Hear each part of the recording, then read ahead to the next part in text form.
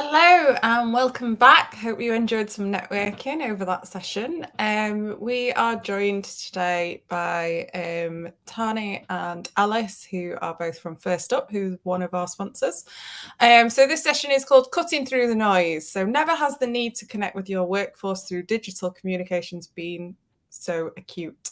Join Tahni, who's customer success, and Alice, strategy advisor, both from First Up, as they discuss how communications can enhance your employee engagement and unite a disparate workforce. With numerous channels through which to communicate, your people can often feel overwhelmed. But Tahni and Alice will explore how you can change this to ensure employees only get the information they need and don't end up overloaded. So as always, if you have questions for Alice and Tahni, they can go in the question tab at the top, stick any comments in there as well, and use your emojis. Over to you guys. Thanks very much. Thank you. Brilliant. Hi, everyone. So yeah, we're Alice and Tahni. My name's Alice Boyd. I'm a strategy advisor at First Up. Have been in the comms world for nearly 10 years now in various roles, but have landed in internal comms and absolutely love it. I'm also a previous customer of First Up, where I was at GSK, and I rolled out our First Up platform while I was there. So I'm here today with my colleague Tahni. Awesome. Thank you, Alice. So my name is Tahni Morrison. I am also working for First Up. I've been here. It'll be 2 years in January. I was also a previous customer. I used to run our global channels program at Vodafone Group. So very familiar with everything that you all do. Have been in the internal comm space now for, I think, nearly 8 years. Probably even longer. So, very much, aligned with everything that you guys have got going on. I'm super excited to be here today.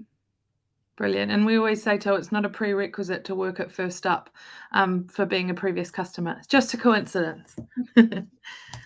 Cool. So who and what is First Up? We just thought we'd give you a bit of a rundown of who we are. So we're a digital employee experience platform, and we work with companies to transform the digital experience for all of their employees by reaching them where they are with targeted news and information that matters to them and helps mobilize them to do their job by being more informed and aligned, and ultimately helping organizations meet their business goals and gain engagement insights through the employee journey from hire through to retire.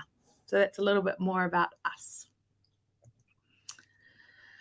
Alrighty, so today Tahni and I will be having a bit of a chat to talk about how, as internal communicators, HR experts, and business leaders, there are some enormous opportunities for us to help cut through the excessive noise that employees are experiencing and really engage with our people about business critical information from the minute they sign their contract right through until they leave the business. So we live digitally overloaded lives, right? And I'm sure we all know from our personal experience, between answering emails or checking the news, monitoring Facebook and Instagram and Twitter, it's kind of easy to feel overwhelmed both at home and at work. And we're often stuck in this information overload cycle that's becoming more and more stressful. And unfortunately, it's why we're seeing the alarming statistics around burnout and employees feeling really disconnected. Some new research from OpenText has revealed the extent to which the daily overload of information is having an impact and how this has changed during this little old thing called a pandemic that we've all been living through for the last few years. So according to the data, 4 in 5 or 80% of UK respondents now feel that information overload, driven by factors like constant information, pervasive social media, and access to a multitude of different apps every day, is all contributing to their daily stress. And this has jumped up from 44% when the same questions were asked in March 2020. So we've seen a big jump there.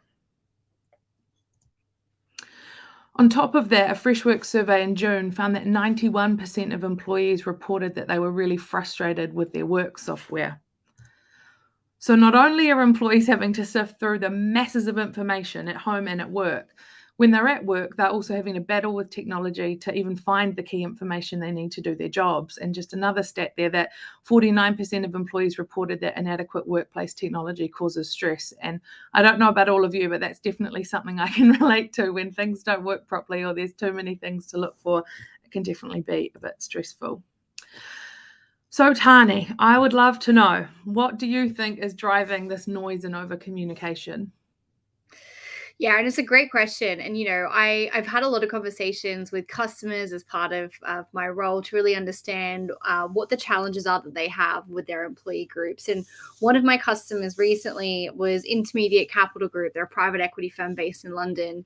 And I had a conversation with their head of comms there. His name is Chris Woods. And we were talking about how really we've been in crisis mode constantly as communicators and as employees since the beginning of the pandemic. And we're going on 2.5, almost 3 years since that all began, and that was driven initially by the pandemic and everything that came out of that.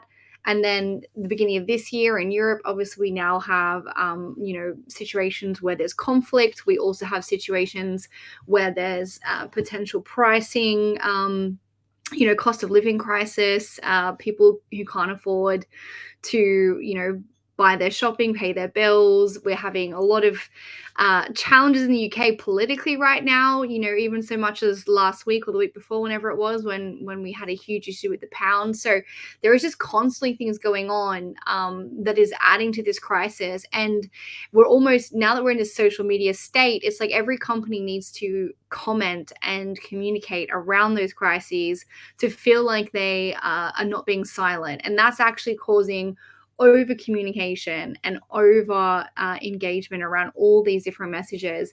And it's actually really overwhelming employees. There's just so much opportunities for people to engage with that content in their personal time. And then we're reiterating and re-communicating those messages in our work time as well. And then when you think about it, not just the message around what's happening in the world right now, but all the different things that we are expecting employees to be part of. So Zoom meetings, Slack or Teams notifications, Yammer content via email, content on SharePoint. There's just this never-ending engagement from different channels and different messages, and it just feels like employees don't have any opportunity to really take a step back and breathe. And I know there's a lot of feedback from employees, especially in survey data, suggesting that people don't feel like they switch off anymore because of this new hybrid working. That kind of cutout doesn't exist. So that even further increases the noise. And there was a recent McKinsey survey where most executives are saying that they frequently find themselves spending way too much time on pointless interactions that drain their energy and produce information overload. And if that's coming from executives, then imagine how everyday employees are feeling in their day-to-day. Absolutely. So what you're kind of saying is in that effort to make sure that everyone's informed and inspired with all of the information that they need to do their jobs and provide those opportunities for connection, actually we're overloading and overwhelming people, business leaders included, with that information and making it really difficult for people to cut through that immense amount of noise. Absolutely. We're definitely making it too tricky for them to be able to cut through the noise and do their job. And, we've got a stat here. It's 4.3 channels internal communicators are using on average to reach people. So that means they're trying to communicate the same message 4.3 times every single time they have something they need to talk about. So that's not just overwhelming the everyday employee, but it's also taking up so much of the time of the communicator as they're trying to switch between platforms. They're creating content, and then for the employees, switching between platforms to consume that content between different channels, apps, and systems.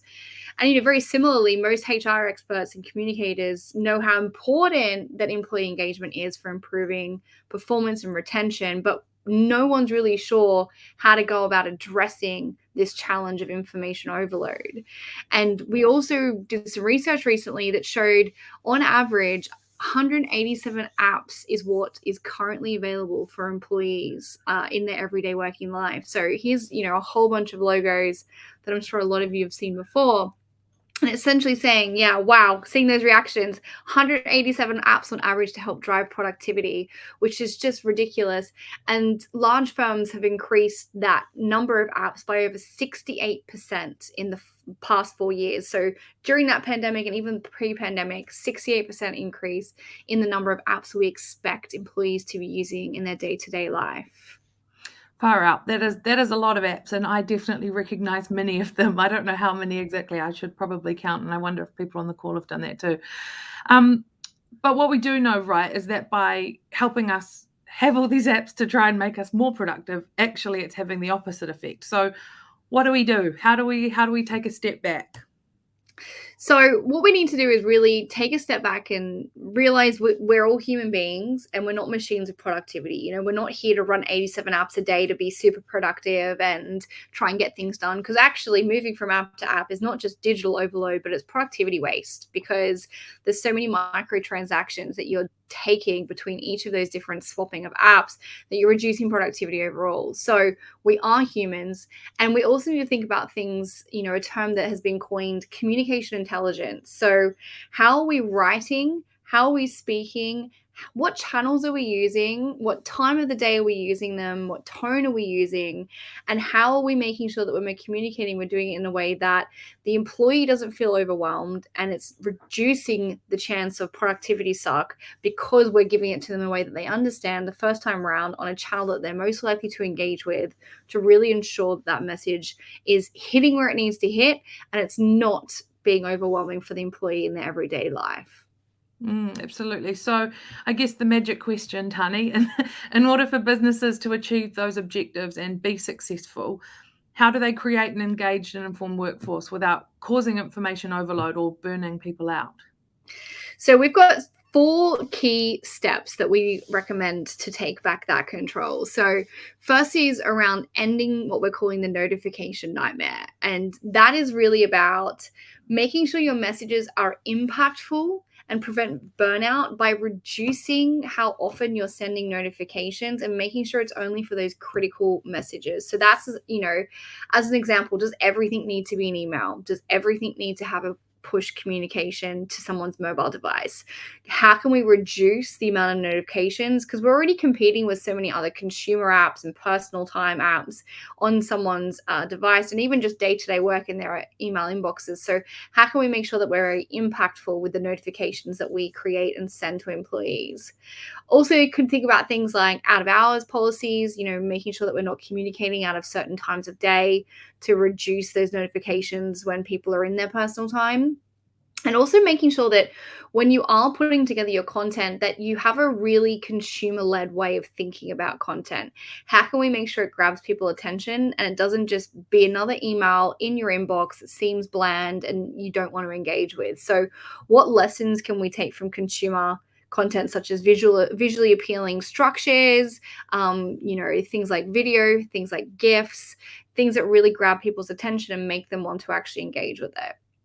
Second is around taking control of technology. So another really simple one is making sure you're designing technology with people at the center of that design. So there is no point trying to launch or to use technology based on how the company thinks people should be operating and interacting internally.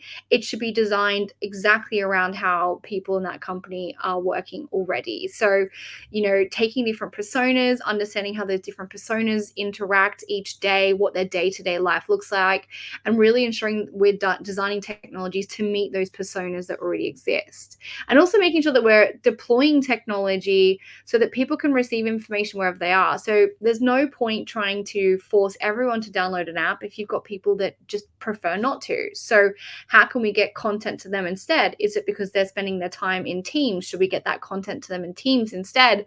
Or if there's someone who spends a lot of time in Salesforce, if they've got a sales role, maybe we put the content in Salesforce instead.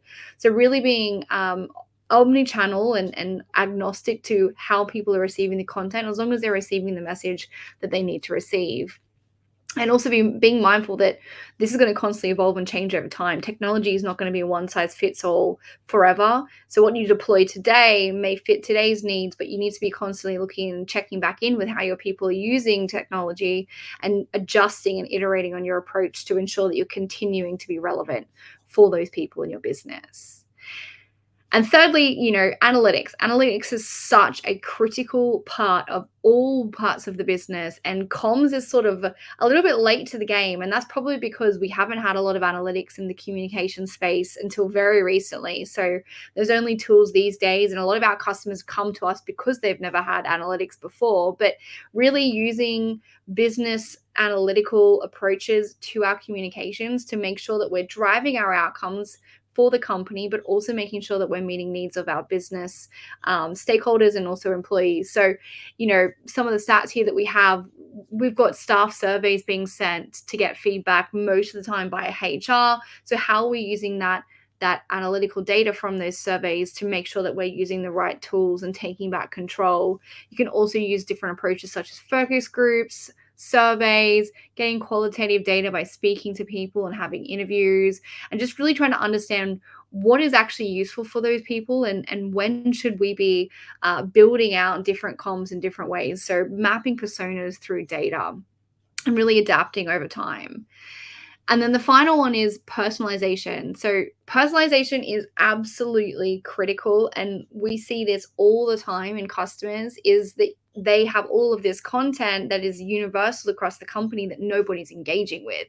And it's because people want something that feels relevant to them, that speaks to them. Let's all use our communications training that we've had. People want information that feels close to home and feels relevant. So how can you personalize the message to make sure that the information is relevant, but also delivering messages to the right people in a personalized way? So making sure that, Alice and I, if we're receiving content from our company, that I'm receiving information relevant to my role and the location that I work, and that Alice receives a different type of content that is delivered to her in a personalized way and is also relevant to what she needs. And you can do that with machine learning and AI-driven technology. First Up does do that. It's really about making sure that we have a personalized approach, because it isn't a one-size-fits-all. And we can take a lot of those lessons from consumer-like platforms. A lot of really good advice there, hopefully, Tahni. So hopefully those top tips that people can take away. So what else? So our CEO likes to bring this example up quite a lot. So think about Netflix from a consumer point of view. What does Netflix do, and what was it the first to do? It was the first platform that brought content to the user based on their preferences. So if I love to watch rubbish American rom-coms, it will continue to surface rubbish American rom-coms to me. Whereas my partner, he loves sci-fi, he loves aliens, he loves anything that's, out of this world. So his Netflix looks completely different to my Netflix. And that kind of behavior of being able to learn from what people are engaging with and surface content that keeps them in the platform, that keeps them engaged, that keeps them coming back, that is now being applied across all of our social consumer platforms. And now we are starting to apply that internally with our employees, because we want to keep them coming back and making them feel engaged. And that is using that machine learning, and also ensuring that we're surfacing it whenever they want, in any way that they want it. And, a really critical way of thinking about that is making sure every moment matters. So when we are surfacing that content, it goes back to reducing the noise.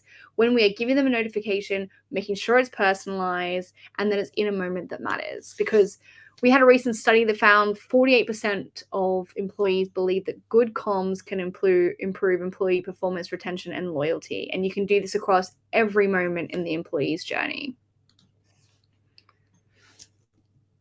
So an employee journey is not simply defined by the big milestones, but rather the smaller moments along the way that happen every day. And communication is about unifying those moments to make sure we bring all of them into focus, and giving you a system that allows you to highlight those moments is totally critical. So if you look at the onboarding journey, for example, you've got 90% of new hires who decide whether or not they'll stay in that first 90 days. So those first 90 days are absolutely critical to the success of your onboarding. And, we know the onboarding can cost businesses a lot of money. So how can we make sure that communications unifies that journey for them and surfaces the content that they need in a way that they need it? And you can see here that 300%, up to 300%, say that a poor onboarding can cost a company almost 300% of that employee's salary. So really massive time and resource suck from the business if onboarding does not go well. So we really need to make sure that onboarding is consistent and is making sure we're connecting those with communications. So the best companies will build employee journeys with that Netflix style approach around bringing relevant, timely, and hyper-personalized communications to those employee interactions. So this is an example of a journey. You've got someone in their pre-hire state. They move into their first day. You may have your first week, second week, third week. What are those key unifying communications moments along the way to keep them engaged and make sure that that first 90 days is a success, and that we're not seeing that turnover and that churn and those people deciding to leave the business? So our platform obviously allows you to do this, but we encourage all of our communicators to really think about how every different interaction for their employees in their journey, not just from the pre-hire stage, but all the way to potentially an alumni status, depending on your organization. How are we leveraging? How are we personalizing? How are we taking that Netflix approach to really keep people engaged and part of that organizational culture throughout their entire time, and truly making every moment matter for an employee? Amazing. Thank you, Tahni. And I know probably from personal experience too, and I'm sure you were the same, when you kind of first started a company, it's when you're most enthusiastic and engaged with the company and the information. So I think as communicators, if we can really harness that time to help build some of those behaviors and encourage how we want people to engage and connect with us, I think it's super important. And often, again, before the first day, like once that contract is signed, that kind of moment in between there as well is such a we've got a captive audience, so let's use them. Fantastic. So I think that kind of brings us to the end. I'm just going to bring back up the 4 tips that we that Tahni covered there. So 4 tips to take back control: ending the notification nightmare, taking control of your technology, using analytics to help drive those business outcomes, and really personalizing the content and the channel to your people. So that's it from us today. Thank you so much for having us, and I'm sure we would love to take any questions.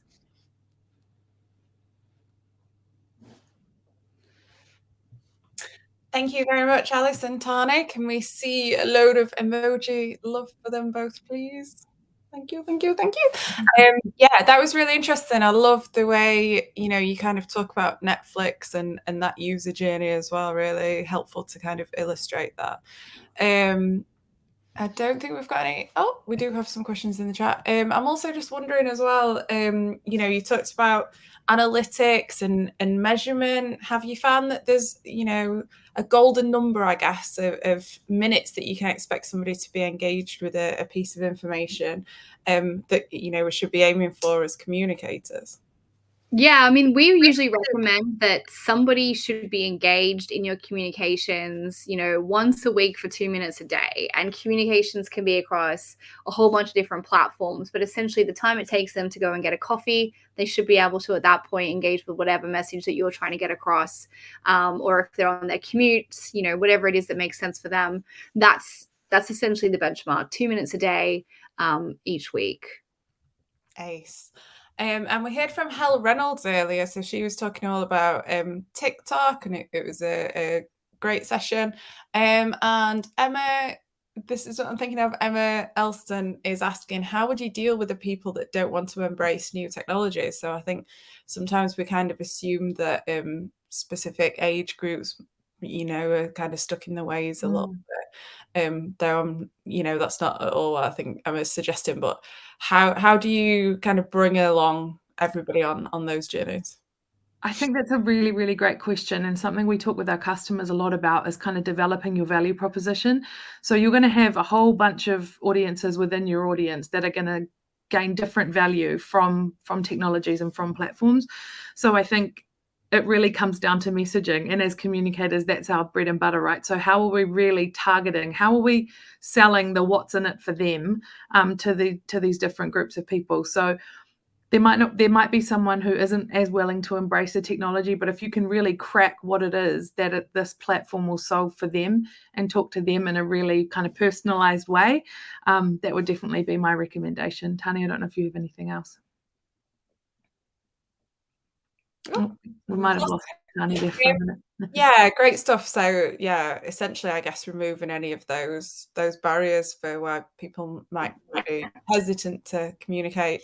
Tahni, did you want to add anything on to Yeah, the only thing I would add in is kind of going back to the point around personalization and putting people at the center of technology. So if you've decided to deploy a technology to your employees and you want people to use it, absolutely take the approach that Alice has had. But before you even take that step, really assess and understand how are people operating it every day, and don't just introduce technologies that wouldn't meet that person's need.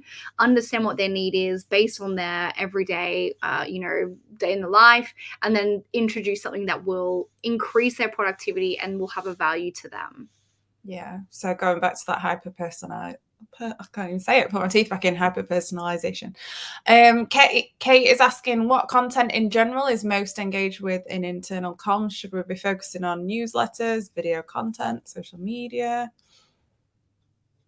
Alice, do you want to take this one? Yeah, sure. Another really great question.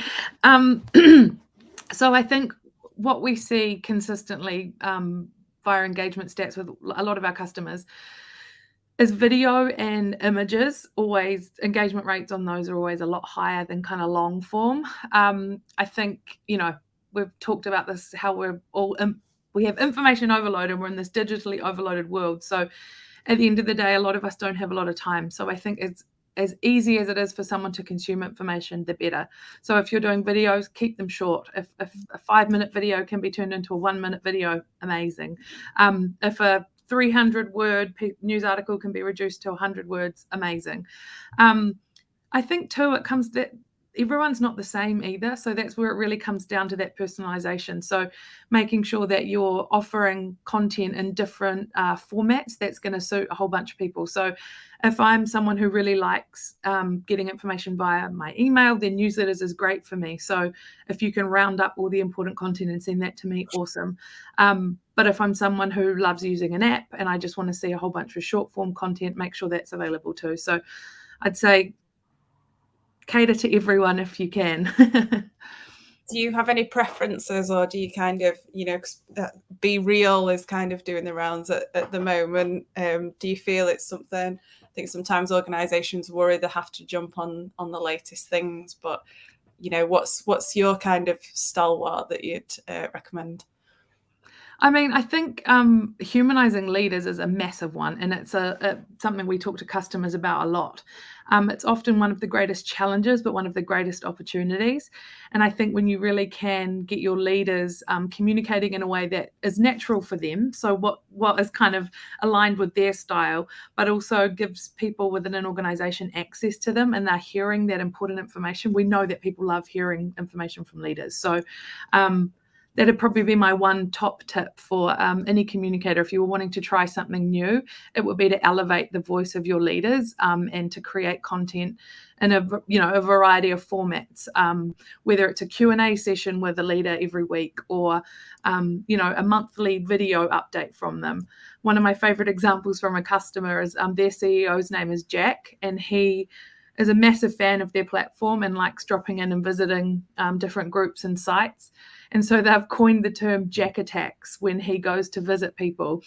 And it's not only Jack taking a video of whatever it is he's doing, but other people get on board and take photos of the Jack attacks happening and kind of upload that content to the platform. So you get that really nice kind of two-way conversation. So yeah, leadership comms is a big one.